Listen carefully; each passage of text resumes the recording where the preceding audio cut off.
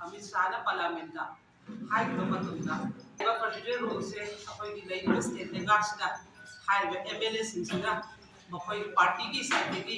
kari gumba apoi gi sarkar se center ge haiba gi kari gumba amata lakta badegi aduna tangai fatadana assembly president rule se thamgi bani haibana mana Parliament da haigi haibadi maduda mana paniba party abugi maming di haigi Congress na su कोई BJP JDU लाइरिबा मैयामसिना सु अमतना upper highway request तौरते सरकार से सिंजगे हाइदना high अखोइनि तसेन प्रजा मैयामदिना organisation अको ओरगा सु प्रजा बनिना खनि खंगजदे अखोइनि ruling party दा दुम तौगद्रा हाइदना दुम वखादा लैबनि दुबु हौजिति माना परिगिबदगी कांग्रेस ना सु सेमे जेडीयू सु लाइबा एनी पॉलिटिकल पार्टी ना अदुगुम बमता तौतबदे तनाइ फदना अखोइनि पाला कनो से प्रेसिडेंट से थंबनि हाइ अदु अखोइना हंजनिबदि तसेंग गसी पौता मे थार्ड के 2023 के थोलै बलांसिदा अखोइ सरकार पालगा लेबा मतम दसु अखोइ प्रजा की अवाब म्याम मखोइ लोइ पुगा खंगा लाखु गातनी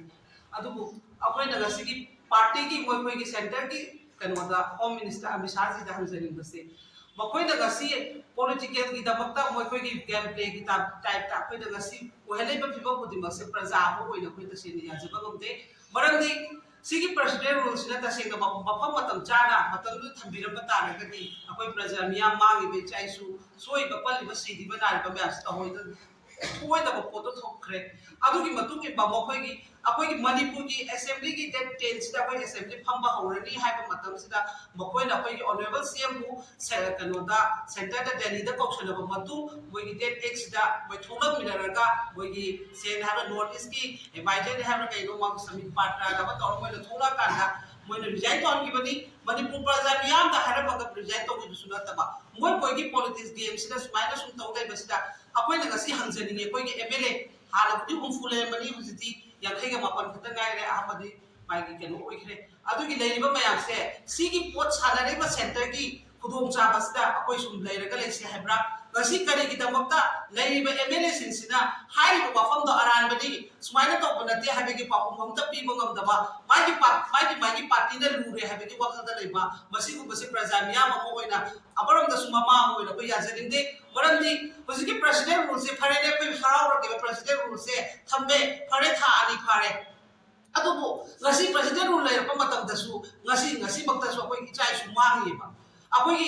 इचाइ सु मुखेस है आगा आगा सु गसी बक्त प्रेसिडेंट रूल की मनु सिदा थीबा खंगदा लेबा बसिकी प्रेसिडेंट रूल से प्रजा मिया ना एक्सेप्ट तोबा पामक्त्रे होजिति अखोइ लुक टाइम सिदा गसी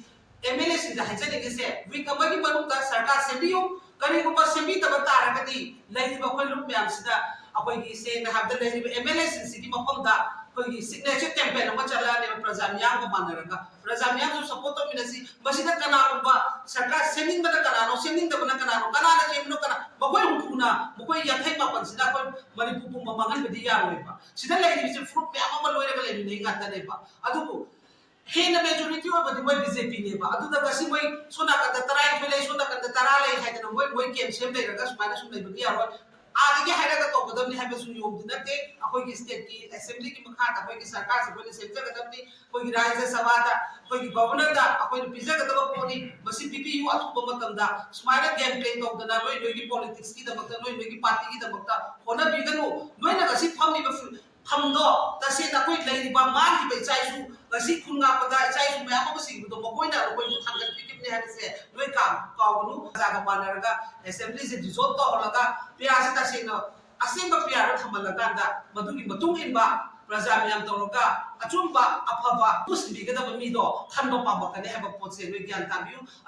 लो अमुका सु हना हाइजेसिनी 1 वीक गसी हाइबा मिस्टेक इन 1 वीक बाकी मतम पिजरी सिगी मनुंगा सरकार सेबिरगे सेबिरो हाय कान लोय डिसॉल्व तो रो हैबा पोतुनी रिजाइन तो दो अकोइना कैंपेन आपो मतम द सुचेन बो को पामत यारोय सी हाय के hi the Delhi the check रे अदु द चेक रे हाबसु यारोय नंग नंगी द सागी रेस्पोंसिबिलिटी दो आई सेमिंगी न तगा सेमिंग दे सीनी सीना ते हाबदो एक्जेक्टली अकोइ खंबा पामेबा लोय की सेंटर तो ले बिसे को यारोयबा सेंटर न के तो बिगेबा अमि साना गसी अकोइ फ्री मूवमेंट ने हारा काना कोइ के चपंग मिगे तरी नो लोरी बो पोसे कोइ मणिपुर सिदा यो ना सासु अखन ज्ञान ताओबा तर फ्री मूवमेंट न कोइ नो सी वरि फ्री मूवमेंट हारा बदगी न तो मसी इचा मुकेश मांगा गले इसे मसी कर गवर्नर कइ कुमई मसी की लल्ला लगी तो पमी द रुपा लाख तरा पिनी तरी हाय आथर नो बा सिगी आथर करी नो बा मोइना थी द हुमदना इंटेलिजेंट मैप थाजन पोतना तौगे हानि ना हाना फंबया बो पोतो मोइना गेम प्ले से सेंटर हाइबो पोसे कोने यादरे हाइबो प्रजा मियाम द कंगे लोय मन तंगो पतक से नो एमएलए सिंसिदा नो के अबथक ते के हारा को मथक ते के हपो कोना नाइले बे आपे पे नो नो सि नो मथक ना तौबि ब्रादा तका को प्रजा मियाम द ताकत के ब्राद सो ओखम मुन न पतम दे नो नो खाली मखल से कई नो ने का सारा मो द ड्रामा सारा ले रका को प्रजा से तुमिना ले वा तुदि अबुदि ले बंग मोए पा अचुम मगी तब तक कोई माइनो दनी थेंगनी मसिदा अकोय द थ्रेट तौरपा तौरुम तो दरकार लेते मरम जे कोई स्मीरी अकोय की राइट हाइबम दो तना हाइबनी क्या उन्होंने ये इंग्लिश को हाइबम लोग तो ड्रामा में सिदा हेबल ले अभी साला तो दिया द्रबो बॉडी ना तो दिया द्रबो हम दोए हाय लोग सेंटर तरी की सेंटर नशा की समिति नशा ने लोग वो तो कर कारण का कहीं है कि कोई में हमदा कोई life and property no protection पी के तो जो लोइना अब मगी वाला दे नहीं से लोय सिकी पतास ने आगी इरम दम तक दबिया जे माइके मेरे से सला दबिया जे हबे वाखल खन्ना दना मसी तो को में से कई नो सेंटर की पॉट से का नाम तो मसी की रेस्पॉन्ड के दुकी मतलब दे के नाम तो खाबी देबा मसानो अमिसा मसानो ऑर्डर पी बा होम दे की लाइबा ऑर्डर तो पोता एक्सेप्ट आउट रो पोता ngasi पोता का ना फार तो फिर के बा